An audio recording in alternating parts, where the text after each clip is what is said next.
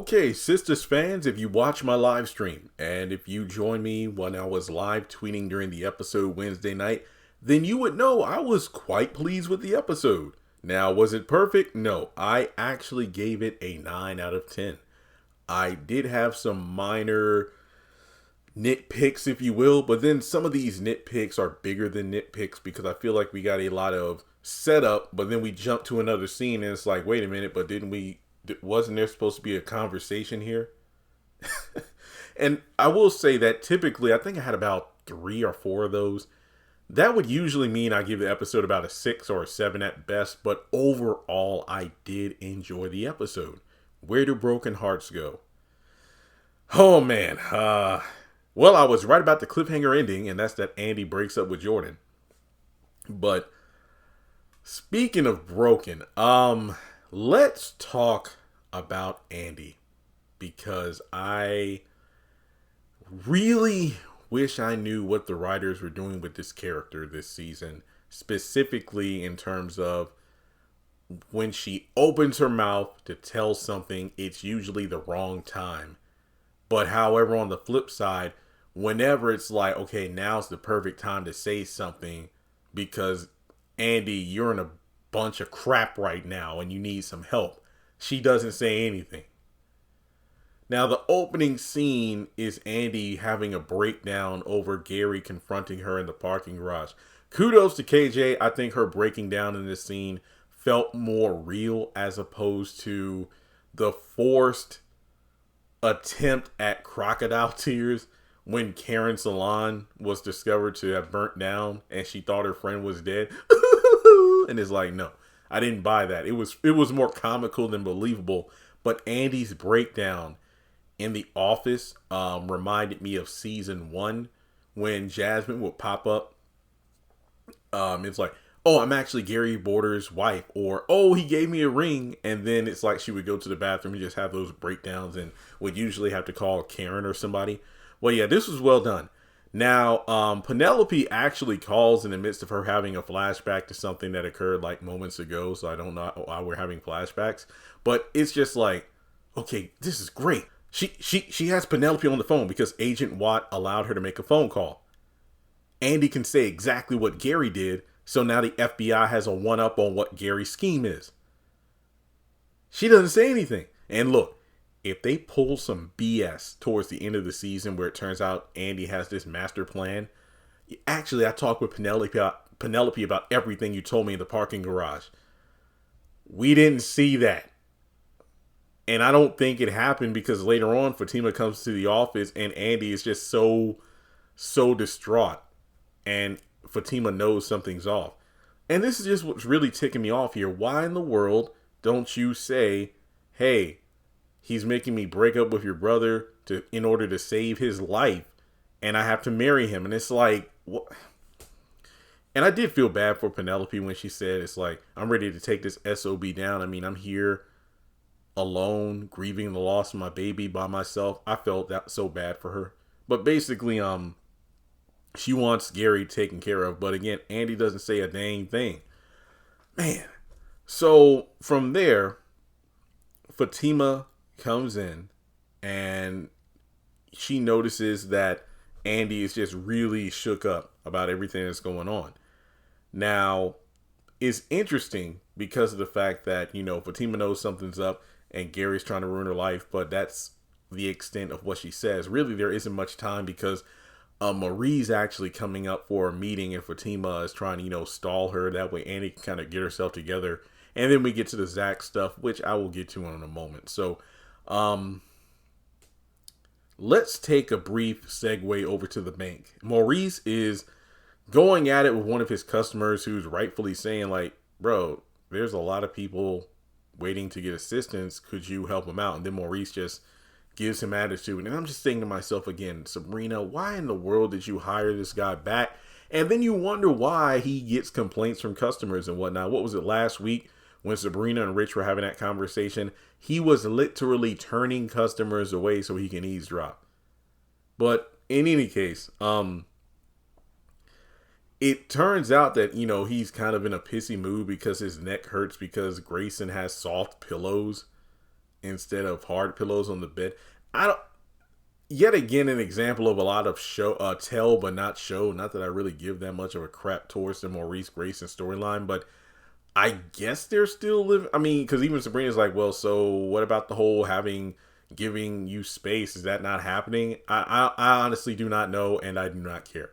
But then Damani shows up, and he's from corporate, and he's trying to get an article about Sabrina, and her promotion, which is kind of weird because she was just promoted back to her old job, and it's a big deal because she's like either the first black manager or the first black female manager, one of the two.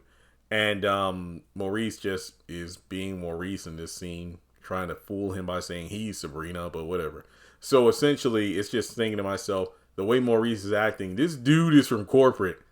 And I'm like, you don't think it's a what? Then again, I think back to how he was talking to the DA, Burke, who was actually getting him off of the charges for the robbery with Q. And Maurice was running his dang mouth. I'm like this dude is getting you. You want to go to prison? Like, dude, shut the hell up. But no, Damani asked her out to dinner for a one-on-one private interview. And the thing is, like, even though Sabrina doesn't want the spotlight, he pretty much says, well, hey, don't do it for, yourself if you don't want to do it for yourself. But think about all the aspiring young black women who want to go into like business or financing and they could see your story. And the thing is, my favorite part of this scene is that, it's like, yeah, I want to know about you. What, the promotion or the fact that I had to overcome, or survive the situation where I was wrongfully accused for a crime I didn't commit. And he's like, oh, yeah. It's like, oh, yeah, you don't want that in the article, which I do find kind of, well, I get it. The bank wouldn't want to do that because it would be a bad reflection on themselves. But at the same time, I'm pretty sure it was public knowledge that a bank manager was arrested for an attempted robbery. Like, wouldn't that make it on the news or social media? So I feel like people would ask the question like, hey, isn't that the woman that got arrested from the... I don't know. But we can jump ahead if you want to. We can get to the part where they actually go to this dinner. And it turns out Damani wants a huge family. And even though he's not completely upfront about it, you can tell he's being flirtatious with Sabrina. And he's basically saying all the things that Sabrina wishes that Rich would say. And, the question gets to the fact that, I can see the headline now. It's like, a successful, strong black woman is focusing on her field.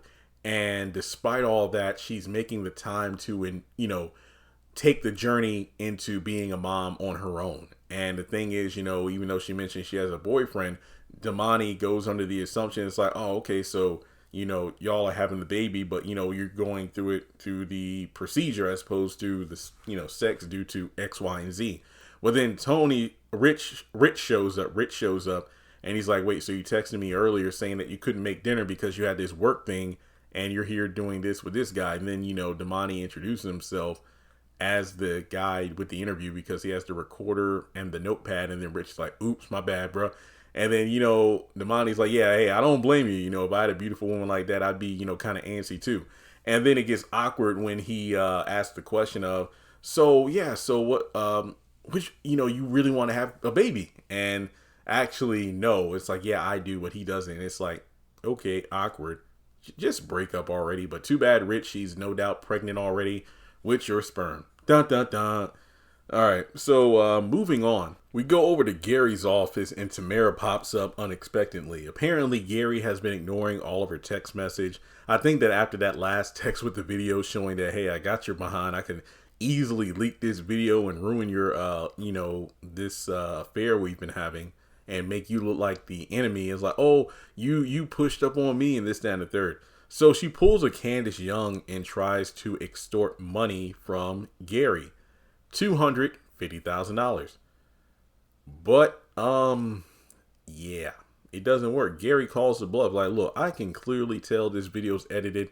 It's like you're trying to outplay the master here of manipulation. But she goes to the next level saying, well, I know about your problems with the FBI. And I'm thinking to myself, Tamara, you really don't know how deep this rabbit hole goes. It's like, you only know like the surface. This is like the ship that saw the iceberg and underestimated how big it actually was. It's like you have no idea the depths of Gary's treachery. It's like, I could show this, to the FBI that, you're violent towards females. And I think because he tried to like grab her or something. And I'm thinking like, Tamara, if you only knew what Gary did to the last woman he physically grabbed in that office, just be glad you're not pregnant that we know of. So he takes her and kisses her and literally can feel the fact that she's shaking and probably wet in his arms. Look, I can have you anytime I want. Like, get the hell out of my office.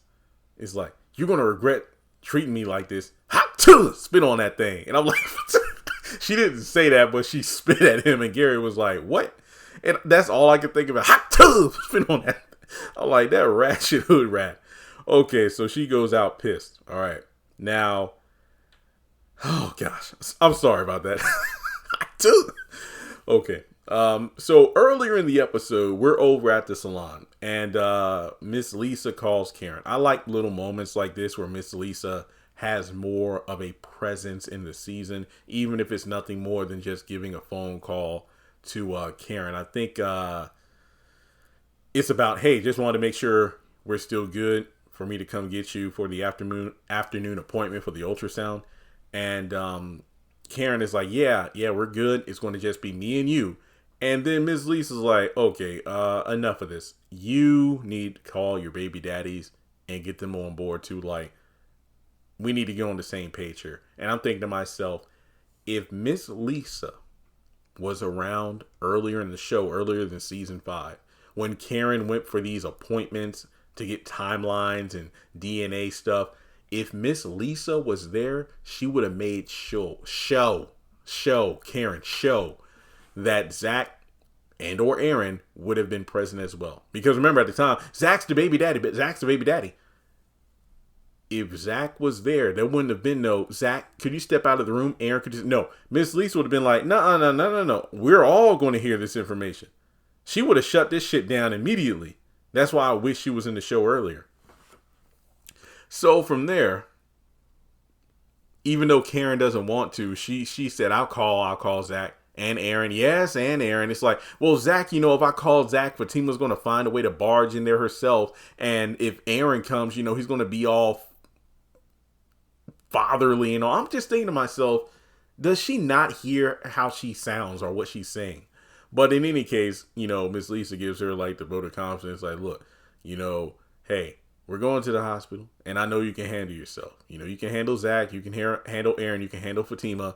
And well, if something happens, just know I'm there in your corner. But even still, you're in the hospital anyway. So boom.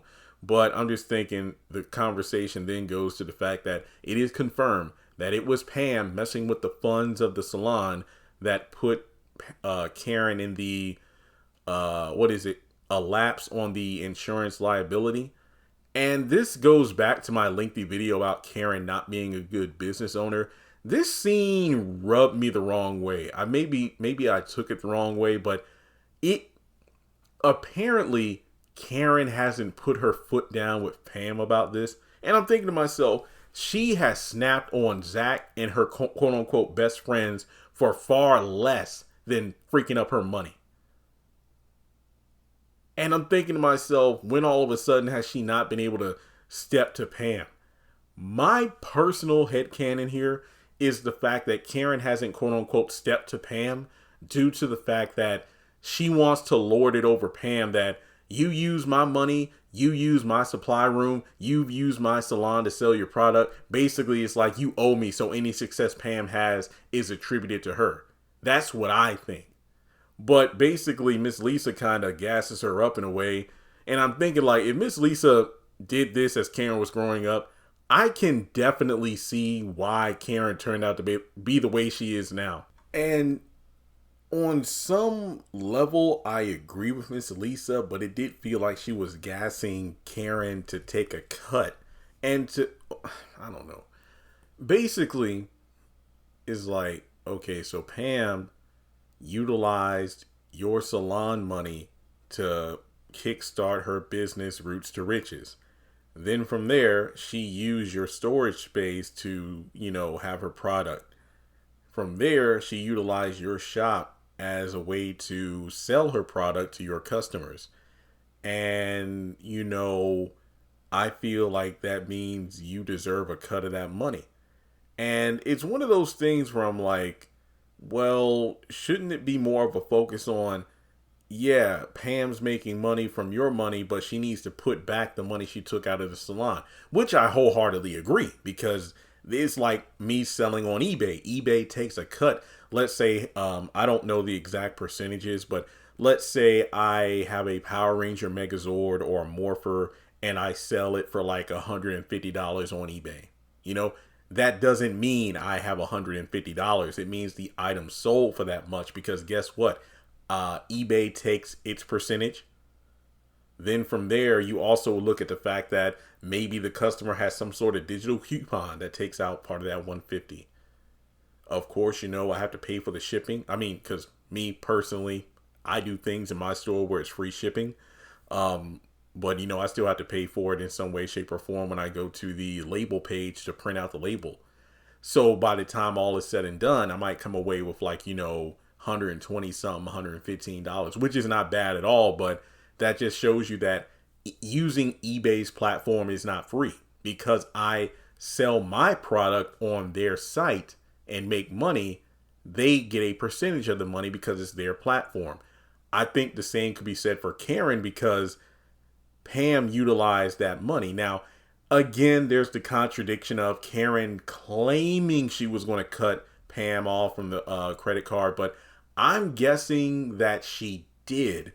But Pam's past transactions left pending charges and things like that freaked up the money. I think, but then again, I don't, folks, I don't know. It's just so inconsistent if she has access to the card or not. Because she said, I'm getting my business license. I got my own loan from the bank, so I will no longer touch the salon finances. But I guess because her product blew up at such a quick rate, maybe she ran through her bank loan and stuff really quick, so she had to dip back into the salon.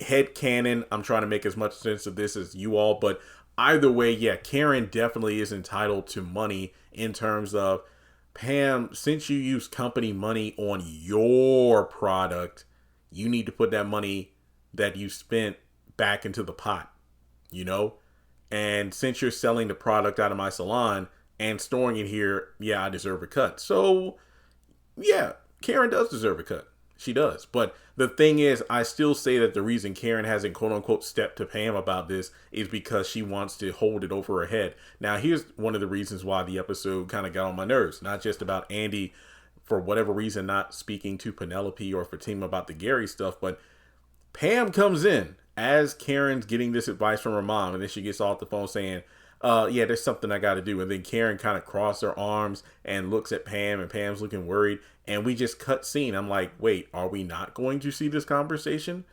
Karen chewing out Pam for freaking up the money? What about Pam learning about Trey kissing on another woman because Karen has the photos? We just glossed over all that, because the next time we see Pam, she's at the front desk as Danni comes into the salon, which we'll get to that conversation in just a bit. But yeah, we just skipped all over that. And then later on, she's over at the law firm to talk with Andy, and then, she speaks with Miss Marie. And I'm just thinking to myself, this was a great setup, but we didn't get a payoff, unless it's later on in the season, but it makes no sense because it should have happened in this episode. But as Danny's getting ready to go to work, Tiffany comes over to the apartment and literally barges her way in, which I feel like that's disrespect number one. Now, I want to kind of combine this conversation Tiffany had with Danny along with the conversation she has with Tony later on in his office at work. So basically, Tiffany is confronting Danny over the vape pen about, oh, you're a bad influence on the kids. And when I tell my man about it, your ex, you keep calling your husband, but that's your ex-husband. Basically, I'm going to tell him how you're a bad influence on the kids, and you two won't last because we had 11 years of marriage. And she highly doubts that Danny and Tony are going to make it. So Tiffany, she's pretty upfront with her intentions, and I admire that, because at least we know as an audience that, okay, she's not playing around. And we were right. She definitely is in town for more than just simply spending time with her kids. But I'm glad we know more about Tony and Tiffany in terms of, dang, they were married for 11 years. However, I would really like to know why they got the divorce in the first place. My own personal headcanon is probably because Tiffany was career focused because she's from a military family. And due to her occupation, she isn't really home all that much. Like she's stationed in different like states and sometimes countries. That's probably what it boils down to. So what got me was the fact that, for one, she didn't know what waiting. Look, even I've watched Waiting to Exhale. That soundtrack is a banger. But she makes her way out of the apartment and shoves Danni, and I'm thinking to myself, wow. Like, I want to give it to Danni, but I mean, this woman is military trained, so I feel like even though she's kind of scrawny in comparison, Tiffany's fine, by the way. She looks good. She might be able to hold her own. I don't know. But regardless, Fatima's like, that's the only one you're going to get, meaning that I want to whoop your ass next time. But honestly, I think Danni should have shoved her the moment she had the audacity to just storm into her apartment like she owned the place. Now, then we go over to Tony rubbing Danny's foot, and I was getting Aaron vibes because I'm thinking to myself, Aaron would always rub Karen's feet, and we knew he had like this thing going on the side as John with this woman named Jennifer. And I'm thinking, now Tony's doing this to Danni, and I'm thinking like, but what does he got going on the side with Tiffany? Because I still say he spent the night with Tiffany and them kids, but then he just woke up super early, went to Danny's under the guise of, well, I came back after the dinner with the kids and Tiffany, but you were just knocked out. So yeah, no, I think he was really with them kids. Oh, and his ex-wife. But essentially, Danny's talking about how I was about to beat her ass, about her badass daughter who's taking my stuff. It was like, that's my badass daughter too. And this is the thing here. It got on my nerves how they were both Tiffany. Well, we can get why Tiffany would gloss over, her daughter taking stuff.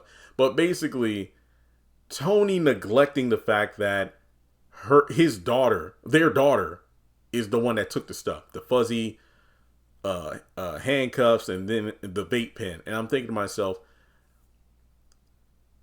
stop blaming Danni for not making it a kid-friendly environment. She had zero time to kind of put away this stuff that would be deemed inappropriate for the kids.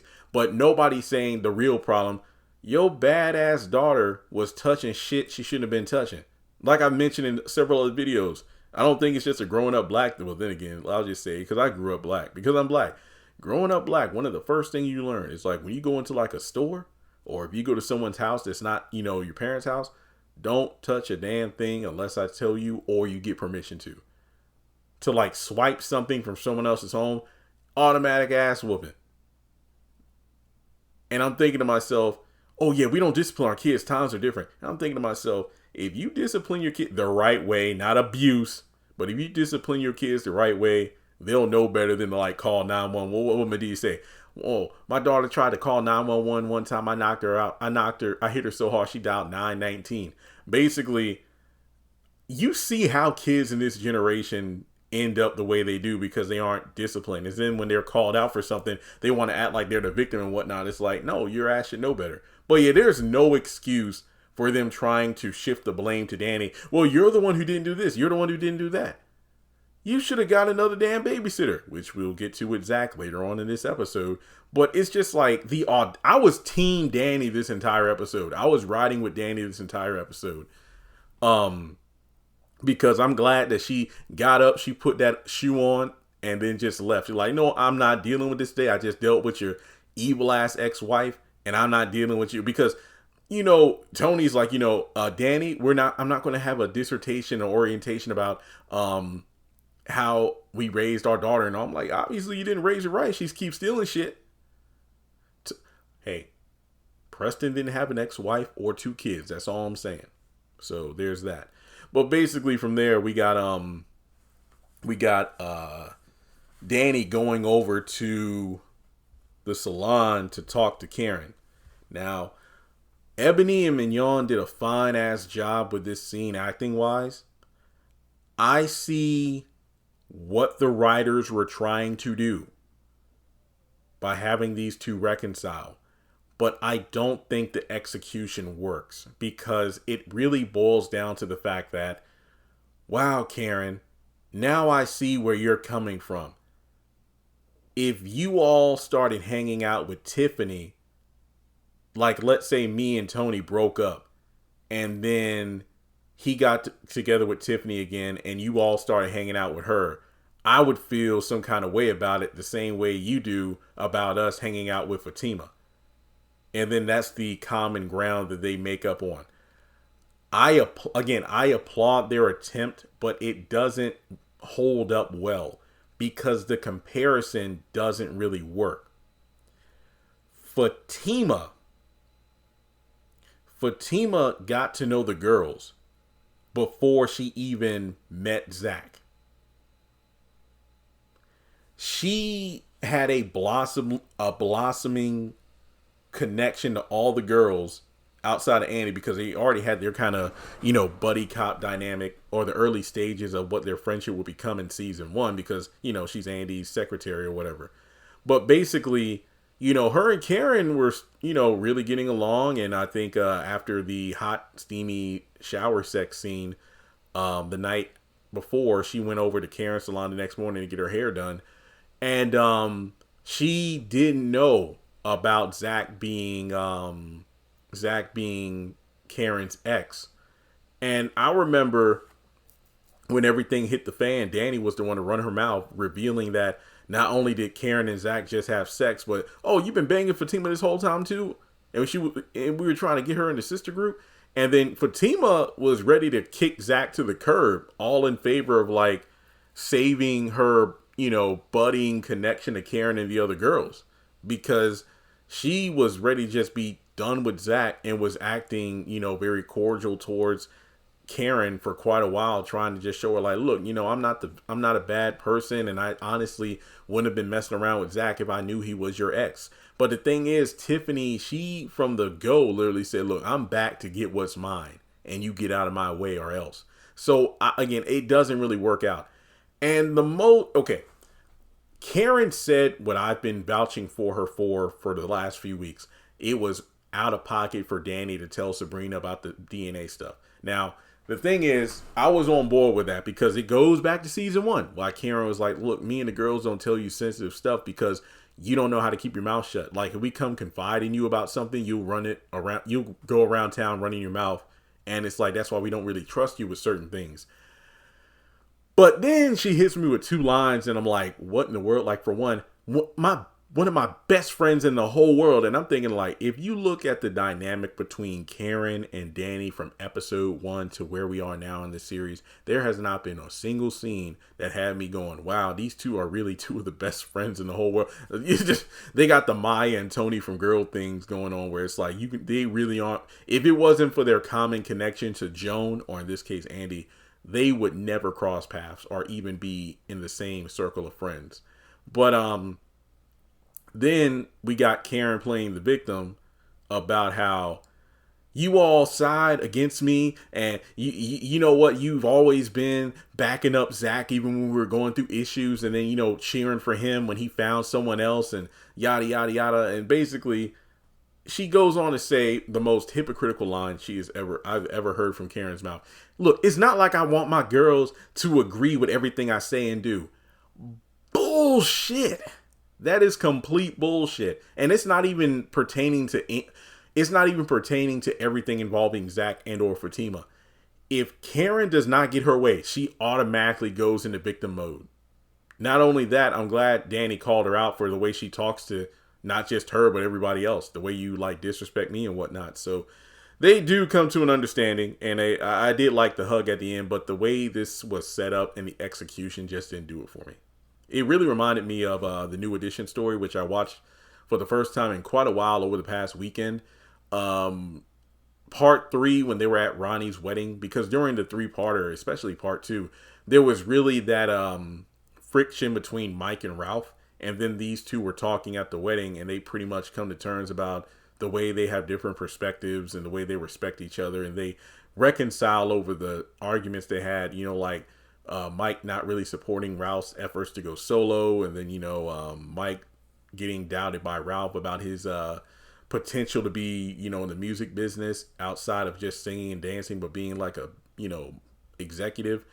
And he's like, yo, man, why didn't we have this conversation back then? It's like, well, we weren't mature enough. We got older and we know better now. And I feel like the same kind of thing is happening here. So kudos for them making up, but I still think the comparison really doesn't work out. All right. So going back to earlier in the episode, Karen calls Zach about the afternoon checkup for the ultrasound and invites him to come. And Fatima gets an invite as well. He's like, oh, well, let me call her and, see if she's available. But thank you so much. And he calls, and remember, Fatima's comforting Andy in the midst of the drama with the Gary stuff. But it turns out Michael was actually sick, so he didn't go to school. And he's feeling better. Miss Rose is not available. And Fatima's like, oh, wow, she invited me. But actually, work is swamped right now. I can't make it. But tell her I said thank you and I hope it goes well. And, I feel like I trust that you'll be able to get somebody to take care of Michael while you go to the appointment. And from there, Zach is calling Nate, but Nate can't do it. And he's like, you ain't shit, Nate. And then Deja comes in, my baby Deja, with her rent, which is a couple days late. She makes a point to mention how Fatima is always on her about them late fees. But basically, it's like, look, if you could watch Michael for a little while, no late fees for the rest of your lease. And then it's funny because at first she thought, oh, no late fees? Oh, I see you come to your senses. You want a piece of this. No. So watch Michael. Michael, better yet, you watch her. Don't invite no boys over here. No men over here. I'm going to be right back. So he steps out and they kind of bond over his toy. So from there, he makes it late to the ultrasound, and I liked it. Aaron was happy he was there. Miss Lisa was happy he was there. And we don't really see much of anything else. That's it. I'm like, wow, we don't really see anything to build up to this great scene of Karen inviting everyone for once, and yet we don't see her call Aaron. We don't see the ultrasound. We just see them there, and then that's it. And then Zach makes it back to the house, but unfortunately, Fatima beat him back there, and then she immediately kicks Deja out of the house. Well, his favorite color is yellow. Get out of here! And then Zach comes in, and Fatima lures him into a false sense of security for a hug, but then puts him in a headlock for having that thought over there at the house. And Michael is with Angela getting ice cream. Why didn't you call Angela? And he didn't think of it. And I mean, I really can't blame him because he was really on a time crunch because of the fact that had he not, asked Deja to do it because Nathan wasn't available, he would have been late and missed the ultrasound. People were like, the ultrasound really isn't that important. The thing is, it's important because this is the first time Karen is going out of her way to invite other people to the appointment. And that's a big deal. And Michael couldn't just come because, he's getting over a cold and it wouldn't be a good idea to bring him inside of a hospital and in the same room as a pregnant woman. So it makes sense why he didn't go either. But yeah, I mean, you could argue, well, you know what, Jeremy, you need to stop defending Zach. He shouldn't have done it. He kind of had no choice. I mean, he could have just missed the appointment, but he didn't want to because he understood how big it was of Karen to be cool about this. But I'm not going to argue with you about it. Feel how you feel. That's just how I feel. And I think that's the end of the video. Andy goes over to Jordan's to break up with him. Even though, why didn't she just text him to say, hey, don't read this out loud, but there's a listening device in your home. Meet me such and such so we can talk. She just goes. Oh, yeah. Earlier in the episode, Gary texted her saying, clock's ticking, so I guess he would know about the breakup and whatnot. Oh yeah, Maria's pleased with the meeting she had with Hayden and Andy. Basically, find proof of Roger cheating. That's the name of her soon-to-be ex-husband, Roger. Find proof of him cheating, and that means no way he's going to get any money out of me in the divorce. Pam comes in, one of my favorite scenes of the episodes, promoting her Roots to Riches brand. Recognizes Marie. They have a Shiro moment. And it's funny because Hayden, calls her a hood rat, but then Pam snaps on him. And Marie sees a lot of herself in Pam, and then they bond as they go down the elevator. So I think that aside from the free sample, if she likes what she gets, she will probably be an investor in Pam's company. So with that being said, thanks so much. Really, thank you so much for making it this far in the video if you have. I really did enjoy the episode, if you couldn't tell by the review. But like I said, it did miss out in a couple of areas. Like the Pam conversation with Karen, not seeing much of the ultrasound, Andy still not telling anybody about the Gary stuff. Pretty weird. But yeah, with that being said, like and subscribe, and I'll catch you in the next video.